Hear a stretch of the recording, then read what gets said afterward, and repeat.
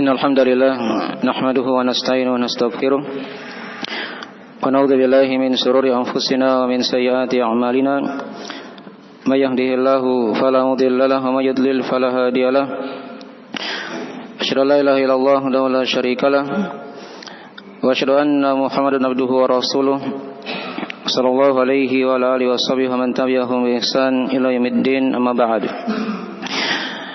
Asdaqal hadits kitabullah khairal hadi hadi Muhammadin sallallahu alaihi wa ala alihi wasallam wa syarrul umuri muhdatsatuha fa inna kulla muhdatsatin bid'ah wa kullu bid'atin dhalalah wa kullu dhalalatin finnar. Ma'asyiral muslimin jamaah Jumat rahimani wa rahimakumullah. Alhamdulillah, kita bersyukur kepada Allah Subhanahu wa taala pada hari Jumat yang diberkahi ini. Allah Subhanahu wa taala masih memberikan kepada kita kemudahan, nikmat dan hidayah, keislaman dan keimanan serta keistiqomahan untuk senantiasa berada dalam ketaatan, dalam ibadah kepada Allah Subhanahu wa taala, di antaranya dari salat Jumat yang dihadiri secara berjamaah. Pada khutbah Jumat yang ringkas ini kami akan bacakan 3 ayat dari surah Qaf seputar kedekatan Allah Subhanahu wa taala kepada hamba dan bagaimana pengawasan Allah kepada hamba-hambanya dengan diutusnya para malaikat, dan itu merupakan dari hakikat keadaan seorang hamba di muka bumi ini. Diterangkan oleh Allah Subhanahu wa taala dalam Al-Qur'anul Karim, "Wa laqad khalaqnal insana wa na'lamu ma tuwaswisu bihi nafsuhu wa nahnu aqrabu ilaihi min hablil warid idh yatalaqqal mutalaqqiyani 'anil yamini wa 'anil shimali qa'id ma yalfidhu min qawlin illa ladaihi raqibun 'atid." Terjemahan dari mana ayat "Wa laqad khalaqnal insana", sungguh kami telah mencipta manusia, kata Allah. Wa na'lamu ma tuwaswisu bihi nafsuhu, wa laqad khalaqnal insana wa na'lamu ma tuwaswisu bihi nafsuhu. Sungguh pasti kami telah mencipta manusia, kata Allah, dan kami mengetahui apa yang dibisikkan oleh jiwanya. Wa nahnu aqrabu ilaihi min hablil warid, dan kami sangat dekat kepadanya daripada urat lahirnya. Idh yatalaqqal mutalaqqiyani 'anil yamini wa 'anil shimali qa'id. Tatkala ada 2 yang berjumpa dari para malaikat di kanan dan di kirinya, 2 malaikat tersebut duduk. Ma yalfidhu min qawlin illa ladaihi raqibun 'atid. Tidaklah ada dari ucapan yang dia ucapkan kecuali di sisinya ada raqib atid. Dalam ayat yang mulia ini diterangkan kepada kita dari berbagai macam pelajaran-pelajaran.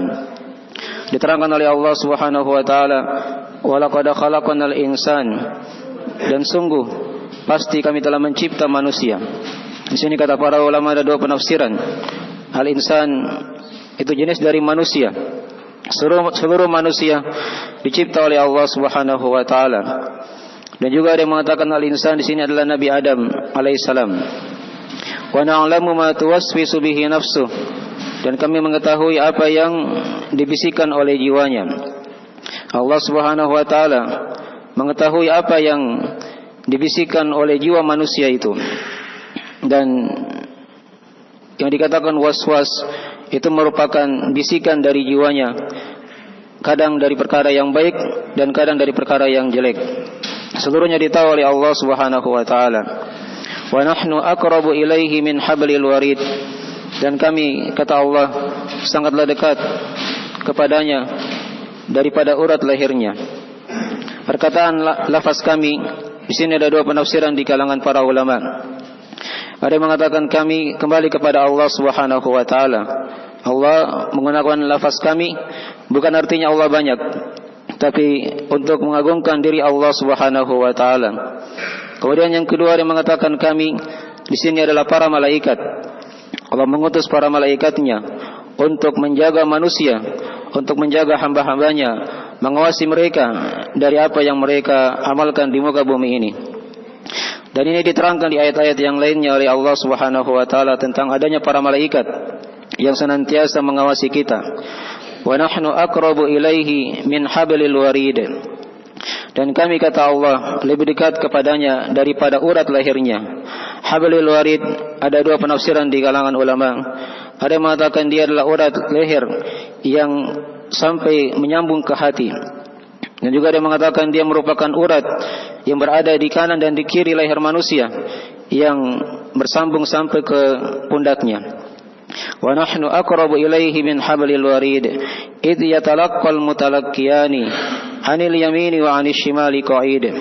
Tatkala dua yang bertemu, yaitu para malaikat, di kanan dan di kirinya duduk. Para malaikat yang senantiasa mengintai manusia, mengawasi mereka. Di kanan kiri kita ada malaikat yang mencatat kebaikan-kebaikan kita. Di kanan kita ada para malaikat. Di kanan kita ada malaikat yang mencatat dari amalan-amalan kebaikan kita. Dan di kiri kita ada malaikat yang mencatat dari kejelekan-kejelekan yang kita perbuat. Dan dikatakan oleh Allah Subhanahu wa taala, kedua malaikat tersebut qa'id, mereka duduk menunggu dari amalan yang diperbuat oleh seorang hamba. Siapapun dia, apakah dia muslim ataupun kafir, ada malaikat yang senantiasa menjumpainya, yang senantiasa menyertainya, dan senantiasa ada bersamanya. Dan diterangkan oleh para ulama dari sifat malaikat tersebut di ayat setelahnya, kata Allah Subhanahu wa taala, ma yalfidhu min qaulin illa ladaihi raqibun atid. Tidaklah ada ucapan dari ucapan yang dia perbuat, yang dia ucapkan, kecuali di sisinya ada raqib atid. Raqib artinya dari makna dia sangatlah dekat, senantiasa mengikuti manusia, dan dia senantiasa mengawasi manusia, menjaganya dan menyaksikan apa yang dia perbuat. Adapun atid, dia adalah malaikat yang senantiasa hadir, yang tidak pernah ghaib, tidak pernah alfa, dan senantiasa menyaksikan dari apa yang kita perbuat. Maka diterangkan dalam ayat ini, jamaah sekalian yang dirahmati oleh Allah, terdapat berbagai macam pelajaran-pelajaran. Pelajaran yang pertama diterangkan oleh Allah Subhanahu wa taala, penetapan bahwasanya Allah Subhanahu wa taala adalah yang Maha Mencipta. Walaqad khalaqnal insan, dan sungguh pasti kami telah mencipta manusia itu. Wa na'lamu ma tuwaswisu bihi nafsuh. Kemudian pelajaran yang kedua diterangkan kepada kita, penetapan ilmu Allah Subhanahu wa taala. Allah mengetahui apa yang dibisikkan oleh jiwa manusia sampai yang tersembunyi, Allah Subhanahu wa taala mengetahuinya. Ingatlah ada nama Allah Subhanahu wa taala Al-Khabir.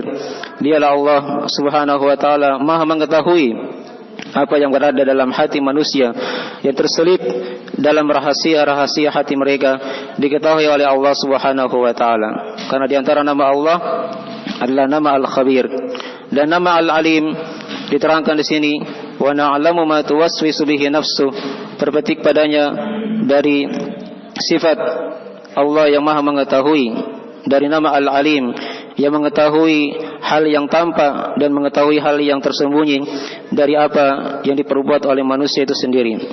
Dan di sini dikhususkan Allah mengetahui apa yang dibisikkan oleh jiwanya. Wa na'lamu ma tuwaswisu bihi nafsuh wa nahnu aqrabu ilaihi min hablil warid. Dan kami, kemudian pelajaran yang ketiga diterangkan kepada kita dari ayat yang telah kita bacakan, penetapan adanya para malaikat. Penetapan adanya para malaikat menunjukkan setiap kita ada para malaikat yang senantiasa mengawasi. Dan ini diterangkan dalam ayat-ayat yang lainnya oleh Allah Subhanahu wa taala. Di antaranya Allah Ta'ala berfirman, wa inna alaikum lahafidhin kiraman katibin ya'lamuna ma taf'alun. Sesungguhnya di antara kalian, atau wa inna alaikum lahafidhin, sesungguhnya pada kalian, kata Allah, ada penjaga-penjaga. Kiraman katibin, mereka mulia lagi juru tulis. Ya'lamuna ma taf'alun, mereka mengetahui apa yang kalian amalkan. Dan juga diterangkan di ayat yang lainnya, kata Allah Subhanahu wa taala, wa nahnu aqrabu ilaihi minkum walakin la tubsirun. Dan kami sangatlah dekat, kata Allah Subhanahu wa taala, daripada kalian, namun kalian tidak melihatnya. Dan juga diterangkan di ayat yang lainnya, kata Allah Subhanahu wa taala, am tahsabuna anna la nasma'u sirrahum wa najwahum am yahsabuna anna la nasma'u sirrahum wa najwahum bala wa rasuluna ladaihim yaktubun. Apakah mereka menyangka kami tidak mendengarkan bisik-bisik mereka dan rahasia-rahasia mereka? Bahkan para rasul kami, yaitu para malaikat, di sisi mereka sedang menulis. Maka ini diantara ayat-ayat yang menjelaskan tentang adanya para malaikat tersebut. Wa nahnu aqrabu ilaihi min hablil warid. Dan juga padanya dari ayat ini juga diterangkan kepada kita pelajaran akan dekatnya Allah Subhanahu wa taala. Namun bukan berarti Allah Subhanahu wa taala dekat bercampur dengan makhluknya, tapi Allah Subhanahu wa taala dekat dengan ilmunya. Allah mengetahui apa yang diperbuat oleh hamba. Allah melihat apa yang diperbuat oleh hamba, dan Allah menyaksikan apa yang diperbuat oleh hamba-hambanya. Wa nahnu aqrabu ilaihi min hablil warid. Idh yatalaqqal mutalaqqiyani 'anil yamini wa 'anil shimali qa'id. Kemudian pelajaran yang keempat dari ayat yang telah kita bacakan, terdapat padanya dari tugas para malaikat. Karena di antara iman kepada para malaikat, selain kita meyakini mereka adalah makhluk Allah Subhanahu wa taala yang dicipta oleh Allah dari cahaya, mereka juga punya tugas-tugas yang diterangkan di ayat ini. Di antara tugas mereka menulis kebaikan-kebaikan, kejelekan-kejelekan dan seluruh amalan hamba yang diperbuat di muka bumi ini. Mereka duduk menunggu apa yang diperbuat oleh hamba tersebut. Sadar atau kita tidak sadar, ada malaikat yang senantiasa mengawasi kita. Kalau seorang sudah balik, dia sudah diubani syariat oleh Allah Subhanahu wa taala, maka diutus padanya para malaikat yang senantiasa mengawasi mereka. Dikatakan tadi, idh yatalaqqal mutalaqqiyani 'anil yamini wa 'anil shimali qa'id. Tatkala dua malaikat tersebut berjumpa di kanan dan di kirinya dalam keadaan mereka duduk. Di kanan mereka menulis kebaikan-kebaikan, dan di kiri mereka menulis kejelekan-kejelekan. Dan kata para ulama, malaikat yang kanan itu diterangkan dari hadis Nabi sallallahu alaihi wasallam juga, itu adalah pemimpin untuk malaikat yang kiri. Tatkala seorang hamba dia telah melakukan amalan yang baik, maka malaikat yang kanan akan menulis satu kebaikan tersebut dilipat gandakan menjadi 10 kebaikan. Namun tatkala dia melakukan perkara yang jelek, maka malaikat kanan mengingatkan malaikat yang kiri tadi itu agar menunggu, jangan dulu ditulis sampai beberapa saat, siapa tahu hamba ini dia bisa bertobat kepada Allah Subhanahu wa taala dan beristighfar kepada Allah Subhanahu wa taala. Maka ini diantara dari rahmat Allah Subhanahu wa taala kepada hamba-hambanya. Diterangkan kepada kita sifat malaikat tersebut. Kemudian diterangkan di ayat setelahnya, dari pelajaran juga diterangkan kepada kita dari sifat malaikat tersebut, ma yalfidhu min qaulin illa ladaihi raqibun atid. Tidaklah ada ucapan dari ucapan yang terucap kecuali di sisinya ada raqib atid. Ini bukan nama dari para malaikat, tapi dia merupakan sifat yang sangat dekat, yang senantiasa menyertai seorang hamba, senantiasa menyaksikan dan senantiasa hadir menyaksikan apa yang diperbuat oleh hamba-hamba Allah Subhanahu wa taala. Makin dari sebagian pelajaran-pelajaran yang kita ambil dari ayat yang telah kita terangkan ini, dan di ayat ini yang telah kita bacakan terdapat padanya banyak pelajaran-pelajaran penetapan Allah Subhanahu wa taala yang Maha Mencipta, dan juga penetapan akan ilmu Allah Subhanahu wa taala, penetapan nama Allah Subhanahu wa taala Al-Alim yang Maha mengetahui segala sesuatu, dan juga padanya ada penetapan dari keagungan Allah Subhanahu wa taala tatkala Allah mengatakan dirinya dengan lafaz kami, dan juga padanya ada pelajaran dari penetapan adanya para malaikat, dan juga padanya ada pelajaran dari tugas-tugas para malaikat, dan juga padanya ada pelajaran kepada kita dari sifat malaikat tersebut yang senantiasa menyertai seorang hamba. Dan juga padanya dari ayat ini juga diterangkan kepada kita dari pelajaran hendaknya seorang hamba dia senantiasa jangan dia merasa bebas dalam kehidupan ini. Dia senantiasa diawasi oleh Allah Subhanahu wa taala. Kalau dia ingin berbuat kemaksiatan, hendaknya dia ingat Allah ada di atasnya. Ada malaikat di kanan dan kirinya yang siap menulis dari apa yang dia perbuat, sehingga lahir padanya dari muraqabah ya kepada Allah Subhanahu wa taala, merasa diawasi oleh Allah Subhanahu wa taala. Makin dari sebagian pelajaran-pelajaran yang kita ambil dari ayat yang mulia ini, semoga Allah Subhanahu wa taala senantiasa memberikan kepada kita keistiqomahan dalam kehidupan di dunia dan di akhirat. Innahu waliyudzalika wal qadiru alaih. Aqulu qali hadza kama tasma'un astaghfirullah li wa lakum innahu huwal ghafurur rahim.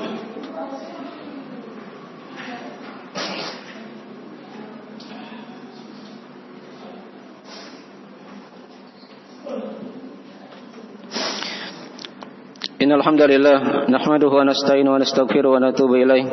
Asyhadu an la ilaha illallah wahdahu la syarikalah wa asyhadu anna Muhammadan abduhu wa rasuluh sallallahu alaihi wa ala alihi washabihi wa man tabi'ahum bi ihsan ila yaumiddin, amma ba'd. Pada khutbah yang kedua ini kami akan simpulkan dari beberapa pelajaran yang lain lagi dari ayat-ayat yang telah kita bacakan di surah Qaf tadi itu. Dari ayat ini juga diterangkan kepada kita bahwasanya manusia itu dia punya tulisan-tulisan amalan yang dia akan dibuka pada hari kiamat.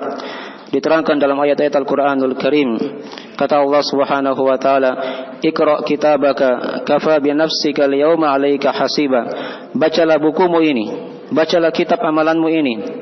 Cukuplah pada hari ini dirimu yang akan menghitung, yang akan menghisab. Dan juga diterangkan oleh Allah Subhanahu wa taala tentang keadaan orang-orang yang berdosa pada hari kiamat nanti. Wa wudi'al kitab fataral mujrimina mushfikina mimma fihi wa yaqulun ya wailatana ma li hadzal kitabi la yughadiru saghiratan wala kabiratan illa ahsaha wa wajadu ma 'amilu hadira wa la yadhlimu rabbuka ahada.